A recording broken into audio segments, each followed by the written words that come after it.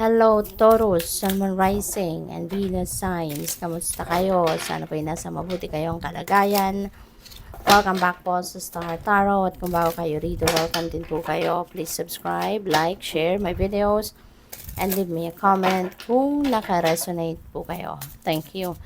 So, tingnan natin yung mga mensahe and mga energy surrounding you this week. First card ninyo, this is your current energy. This is what to embrace. We have the High Priestess, napakaganda. This is Three of Pentacles. This is what to avoid. Anong dapat ninyong iwasan. Ito yung posibleng accomplishment ninyo sa ngayon. Ito yung posibleng ma-accomplish ninyo, which is really beautiful as well.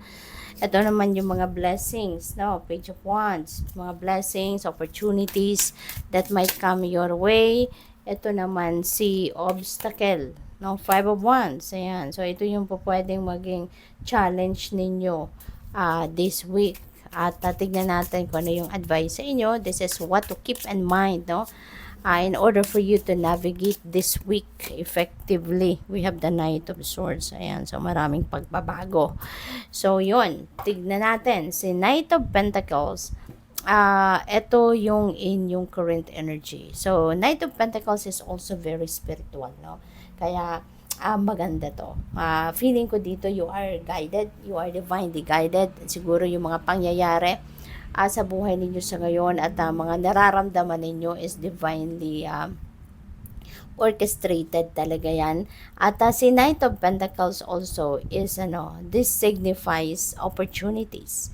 Opportunities na pwede ninyong pagkakitaan, opportunities na related sa money, career, and finances. So, pwedeng meron ditong dadating na oportunidad sa inyo na pwede ninyong maging pagkaperahan or additional na pagkakakitaan, ano? And hindi kayo hindi kayo itong nagmamadali, hindi kayo itong magra-rush, no, sa kung ano man ang dadating, bagkus titignan ninyo, yan, mag-oobserba kayo at titignan ninyo at pag-aaralan ninyo before you embrace anything.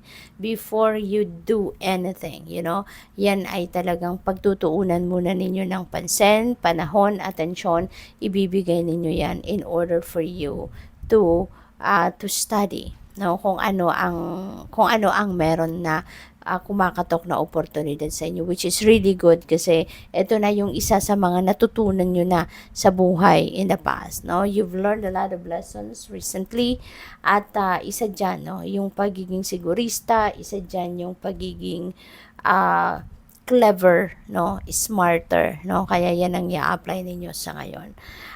What to embrace sa ngayon is the High Priestess energy. High Priestess is about intuition. This is about dreams. Yung guidance ito ng Divine Universe na paparating.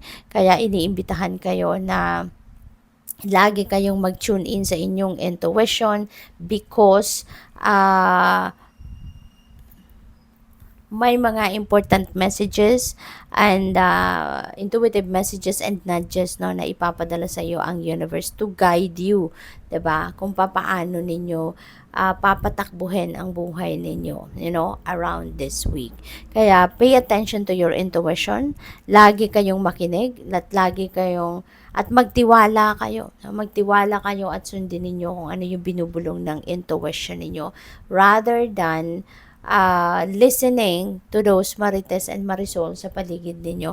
Mas paniwalaan ninyo kung ano yung mga mensahe, mga messages na napipick up ninyo sa inyong intuition. And also, hindi nagkukulang talaga sa inyo ng suporta ang universe even in your dreams, kahit yung mga panaginip ninyo, yan ay mensahe para sa iyo. May mga mapapanaginipan kayo na mensahe yan ng universe para sa iyo. Reminder yan sa iyo ng universe. Kaya pay attention also sa inyong mga panaginip. Kung naaalala nyo pa kung anong napanaginipan ninyo the following day, pagising ninyo, sulat nyo agad yan sa papel. Okay? Write them down on paper before you forget at anuhin ninyo yan. I-google ninyo, hanapin ninyo kung ano yung spiritual meaning ng inyong mga panaginip. Kasi marami na nag-explain dyan, no, sa Google kung ano yung ibig sabihin ng mga dreams natin. Para malaman mo kung ano yung ibig sabihin ng mga elemento na nakita mo sa inyong panaginip. So, anong dapat mong iwasan sa ngayon? Three of Pentacles. Siguro, now is not the time, for you to work with other people. Now is not the time para makipag-collaborate ka. Now is not the time para ikaw ay pumasok sa isang partnership, no? Mas maganda siguro ngayon, lalo-lalo na sa trabaho, to work solo. May mga gawain tayo or may mga trabaho tayo na mas maganda kung meron tayong katulong, meron tayong kapartner, pero meron din mga tayong ginagawa or kailangan gawin sa trabaho na mas mainam kung solo lang tayo. Kasi mas nakakapag-isip tayo or mas naiisip natin kung ano yung mas magandang diskarte. So, pwedeng sa ngayon, yun ang mga kaganapan, no? Sa buhay ninyo. So, siguro mas magandang gawin mo muna ito, no? Nang mag-isa kayo. Okay? So, Four of Wands, very beautiful kasi ito yung pwede mong ma-accomplish siya ngayon. Four of Wands is about celebration. So, meron dito mga celebration, meron dito mga kasiyahan, meron ditong mga party, pwedeng ganon, may okasyon, may mga reunion, may gatherings, no? Social gatherings na pwedeng maganap around this time. And this is something na maaaring pinagplanuhan ninyong matagal na. Pwede kasi na mayroon kayong mga personal achievements and accomplishments, no? At maaaring you're very proud of it, you're very proud of what you have done, kaya matagal na ninyo siguro itong na-accomplish, pero gusto mo itong i-celebrate, gusto mo itong ipagmalaki, gusto mo itong i-share, no, na accomplishment and achievement mo sa inyong mga kaibigan or sa inyong pamilya. Kaya maaaring ikaw mismo yung nagplano ng party na ito or ng pagtitipon na ito, because maybe you are very proud of what you have done talaga, kaya gusto mong i-share ito with them, no? At magsaya kayo, mag-enjoy. So, si Page of Wands, this is the blessings, no? And possible opportunities na dumating sa buhay ninyo around this time. So, this is very exciting, no? This is very exciting kasi these are opportunities na pwedeng dumating sa inyo na as in bagong-bago ito para sa'yo. Maaring ngayon pa lang kayo magkakaroon ng opportunity na ganito. Ngayon nyo lang ito, kung ano man ang mababalitaan ninyo sa ngayon nyo pa lang ito maririnig ever. Ngayon pa lang kayo magkakaroon ng ganitong oportunidad, no? Kaya this is really beautiful kasi this is maybe going to excite you a lot, no? Talagang gigisingin nito yung passion mo, yung excitement mo, yung kilig mo, yung ganon. Kaya this is really very beautiful. Pwedeng related ito, no, sa inyong creativity. Maaaring may opportunity dito na dadating sa iyo na pwedeng maging trabaho ninyo or maging karera ninyo, at this is going to be very exciting kasi baka, ito na yung pagkakataon mo na maggamit mo, may apply mo sa trabaho mo kung ano yung passion mo, kung ano yung interests mo, no? So, pwedeng ganun yan, kaya magiging masayang-masaya ka and excited. So, Five of Wands is the obstacle, no? Or challenge na pwede mong ma-encounter around this time. And Five of Wands is about conflict, no? So, pwede na magkaroon dito kayo ng pwedeng sa trabaho ito, pwede rin na sa pamilya, no? Kasi baka, kunyari, 'di ba, yung opportunity na to na dadating sa iyo, baka hindi ito approve, no? Hindi ito approve sa pamilya mo. Pwedeng ganon. Maaaring yung pamilya mo hindi nila gugustuhin na makuha mo yung opportunity na yan or i-embrace mo yung opportunity na yan because maybe hindi yan yung ano ninyo, hindi yan yung kalakaran sa inyong pamilya, 'di ba? Let's say for example, you're very artistic, you are a musician or you are an artist, no? So pwedeng ganon. At matagal mo nang gustong gawin 'yan, matagal mo nang gustong i-embrace yung artistry mo na 'yan, pero hindi kayo nagkakaroon ng pagkakataon kasi baka ayaw ng pamilya mo, No? Pwedeng gano'n. Example lang ito, no, Taurus. Baka ayaw ng pamilya mo. Kasi baka, kunyari, ang tinapos mo sa pag-aaral, baka ikaw ay isang um, iba yung baka ikaw ay isang nasa medical field, nagtapos ka ng kung ano man, no, nasa medical field, kunyari. So, maaaring hindi yun, no? Maaaring kung anong tinapos mo sa school, kung ano man ang course na tinapos mo, maaaring hindi yon ang gusto mong maging trabaho talaga, 'di ba? Kung ano yung profession na yon. But, napipilitan ka lang because yun ang tinapos mo. Pero ang gustong-gusto mo talaga na maging trabaho or mundong galawan mo is related doon sa inyong artistry. Related doon sa kung ikaw ay nagpipinta, kung ikaw ay kumakanta, 'di ba? Kung ikaw ay sumasayaw, no, maaring mga ganon. Kaya po pwedeng may sitwasyong ganon sa ngayon, no?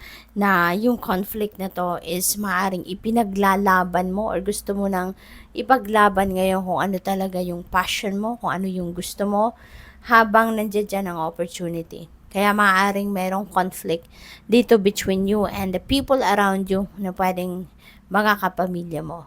Or po pwede rin, no, na sa trabaho ito, no, for other situation. Baka sa trabaho, 'di ba? Na meron kayong kairingan, meron kayong competition, maaaring merong competition sa posisyon, 'di ba? Sa trabaho, pa pwedeng ganon. So, yung Knight of Swords ninyo, this is the advice. Now, what to keep in mind, diba, to navigate this week effectively is the Knight of Swords. Si Knight of Swords is a fast-moving energy. So, siguro, meron ditong mga mabilisang pagbabago, meron ditong mga mangyayari, may mga mag-unfold na mga sitwasyon sa buhay ninyo na mabilis ang transition, di ba? There are so many changes siguro na pwedeng dumating dito sa buhay mo at mabilis ang mga pangyayaring ito.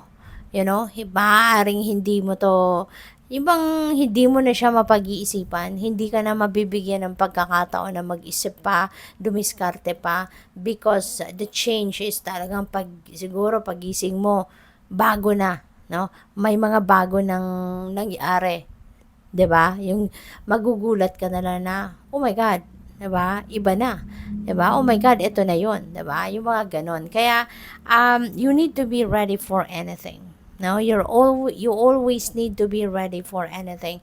Kasi may mga bagay talaga, sadyang may mga bagay na nangyayari na hindi natin inaasahan. 'Di ba? Pero mangyayari. Because, 'di ba, when divine timing happens, when divine timing comes, it's never late, it's never early, it really comes in a perfect time, no, na nakaplano ng Panginoon.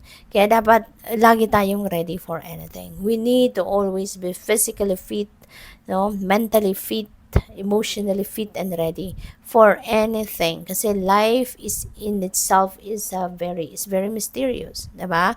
It's very mysterious. May mga pangyayari na nangyayari na lang na hindi natin inasahan, hindi natin inakala na mangyayari, 'di ba? Kaya lagi tayong dapat handa, no? In various areas, no, of life.